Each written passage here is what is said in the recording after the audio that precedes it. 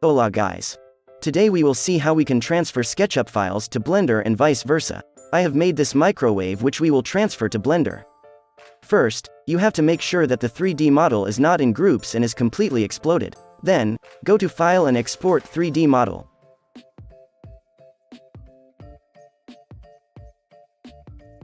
Make sure that file is saved in collado format.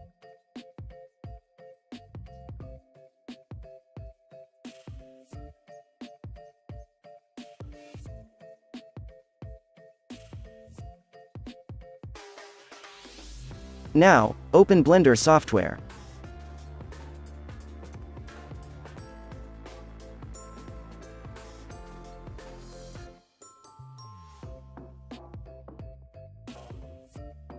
In File, go to Import and select Collada file. Select where you have saved the 3D file.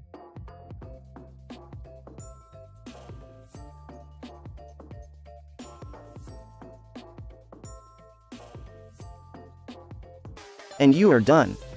Your 3D model is successfully transferred with all the materials you have selected in SketchUp. Hope this video helped you. Do not forget to subscribe and hit like. Adios.